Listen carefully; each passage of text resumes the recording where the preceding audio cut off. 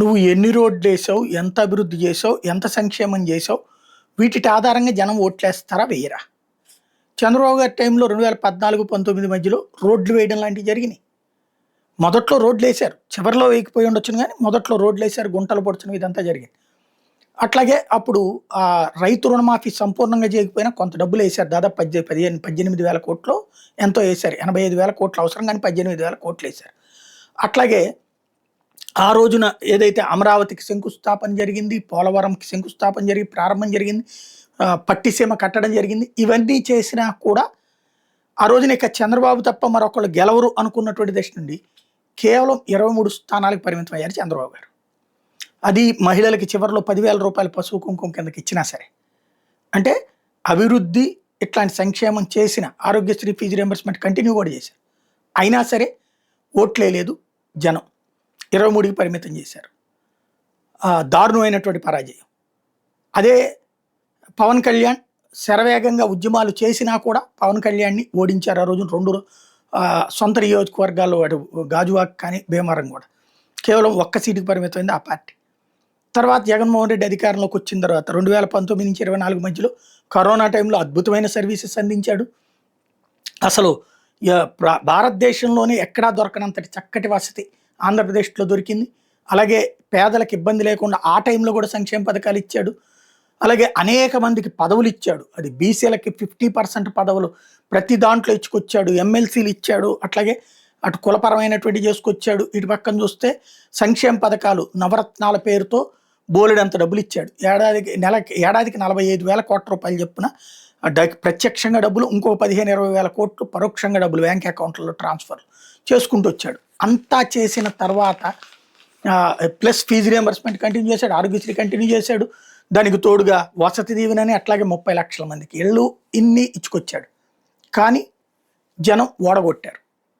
ఈ 2 చోట్ల కూడా భావోద్వేగాలు ఉపయోగపడ్డాయి తప్పించేది చంద్రబాబు నాయుడు బాదుడు చేస్తున్నాడు, రాష్ట్రాన్ని నాశనం చేస్తున్నాడు, మొత్తం డబ్బులంతా ఒక చోట కేంద్రీకృతం చేస్తున్నాడు అన్న జగన్మోహన్ రెడ్డి ఉపన్యాసాలు పనిచేసినవి.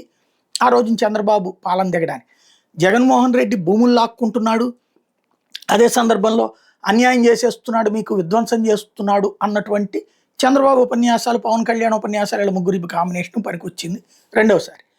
కాబట్టి ఇక్కడ మనం చేసిన దానికంటే కూడా భావోద్వేగాలే పనికొస్తాయి అన్నటువంటిది బాబు గారు కనిపెట్టినట్టున్నారు, ఆలోచిస్తున్నట్టున్నారు.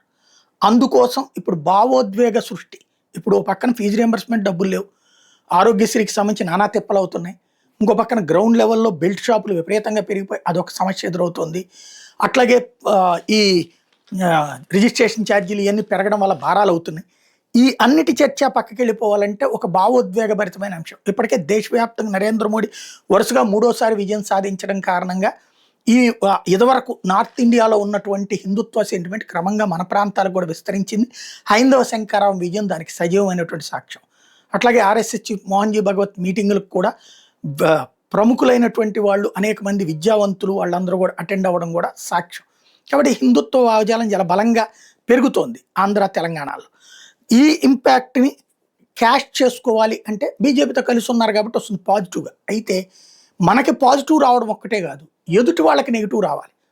అది జగన్మోహన్ రెడ్డిని టార్గెట్ చేసుకురావాలి. అతను క్రిస్టియానిటీ అతనికి మైనస్ అవ్వాలి, ఇక్కడ మన హిందుత్వం మనకి ప్లస్ కావాలి. ఈ కాన్సెప్ట్తో ప్రారంభమైందే ఈ లడ్డూ వ్యవహారం. సరే, అందులో ప్రారంభించినటువంటిది ఆ రోజున సేకరించినటువంటిది నెయ్యి. ఈ ప్రభుత్వం వచ్చాక సేకరించిన శాంపిల్స్ అయ్యే నెయ్యి మళ్ళీ వెనక్కి వెళ్ళి కలిపేశారన్నది ఛార్జ్షీట్లో పెట్టబడింది. అంటే ఈ ప్రభుత్వం వచ్చి 4 రోజులకి వచ్చినటువంటి నెయ్యిని తిప్పి పంపిస్తే అది కిందుండి 4 రోజుల తర్వాత వేరే పేరుతో అదే నెయ్యి వచ్చి కలిసింది, దాంతో లడ్డూలు చేశారు. అంటే ఈ ప్రభుత్వం తప్పు చేసింది, ఈ ప్రభుత్వం వచ్చాక జరిగిన తప్పు. అదే విషయం అక్కడ సిబిఐ ఛార్జ్షీట్లో పేర్కొంది. దీన్ని వాస్తవంగా వైసీపీ అన్న పట్టుకుంటుంది అనుకున్నారు, లేకపోతే దీన్ని ఎట్టించి ఎటికి తీసుకెళ్లాలనుకున్నారు. అసలు ఇప్పుడు జరిగిన తప్పుని అప్పటి నుంచి జరుగుతోంది అన్నటువంటిది. ఇప్పుడు మొన్న కనుక కల్తీ మద్యం దొరికితే, ఈ ప్రభుత్వం వచ్చాక దొరికితే, 3-4 చోట్ల దొరికితే, ఆ కల్తీ మద్యం తయారీ గతంలో కూడా చేసేవాళ్ళు వాళ్ళ చేతనే వైసీపీ చేయించిందని ఎట్లయితే తీసుకొచ్చారో జనార్దన్ రావు ఏదో, అట్లాగా ఇది కూడా ప్రొజెక్ట్ చేయడం ప్రారంభించారు. అప్పటికి వరదలతో జగన్ నాశనం చేశాడు, విజయవాడని ముంచేయాలనుకున్నాడు, లేకపోతే పడవలతో ప్రకాశం బ్యారేజీని గుద్దేయాలనుకున్నాడు. ఇట్లాంటి ఎమోషన్స్ ట్రై చేశారు కానీ ఆశించినంత ప్రయోజనం కలగలేదు. కాబట్టి లడ్డు అంశం ఇది ప్రతి భక్తుడి మనోభావంతో కూడినటువంటి. తీరా చూస్తే ఈయన కోరుకున్నటువంటి విధంగా సిబిఐ ఛార్జ్ షీట్ లేదు, సిట్ లేదు. ఈయన అనుకున్నది ఏంటంటే కనీసం 2-3 వైసీపీ నేతలు జైలుకి వెళ్తే శాశ్వతంగా వైసీపీ సమాధి అయిపోతుంది. ఎందుకంటే హిందుత్వ భావజాలం బీజేపీతో ఇంకా ఇంకా పెరిగేదే కానీ తగ్గేది కాదు. ఆ పెరిగేటటువంటి హిందుత్వ భావజాలం ఉన్నంత వరకు ఇక జగన్ వద్దు అన్నప్పుడు ఇక తన తర్వాత తన కుమారుడు ఇక శాశ్వతం అనేటటువంటి దీంతో పవన్ ఎట్లాగూ తోడుంటాడు కూడా 15 ఏళ్ళు దాకా ఉంటానంటున్నాడు కాబట్టి ఇక ప్రాబ్లం లేదనుకున్నాను. తెర చూస్తే సిబిఐ ఛార్జ్ షీట్ అట్లా జరగల. వివేకానంద రెడ్డి కేసులోని వీళ్ళు అనుకున్నట్టు జరగలేదు, ఇందులోని వీళ్ళు అనుకున్నట్టు జరగలేదు. పేపర్లో రాసిన దాన్ని సిట్ ఏమి సీరియస్గా తీసుకోలేదు. వాళ్ళు ఒరిజినల్ దర్యాప్తు చేశారు, అరెస్ట్ జరిగింది. అందుకని సిట్ మీదన అటాక్ చేశారు. ఇప్పుడు ఫైనల్గా ఇక ఒక్క గుడే కాదు, మొత్తం అన్ని గుళ్ళల్లో జరిగిపోయింది. అది కూడా ఇప్పుడు ఆ యానిమల్ ఫ్యాట్ కాదన్నాక ఇప్పుడు తీసుకొచ్చి లేదు యానిమల్ ఫ్యాట్ ఉందనినే అని పదే మాట్లాడటం. రెండవది ఇక కొత్తగా బాత్రూమ్ యాసిడ్ కెమికల్స్ కలిపారు అన్నటువంటి. అది నేను మొన్ననే ప్రస్తావించా.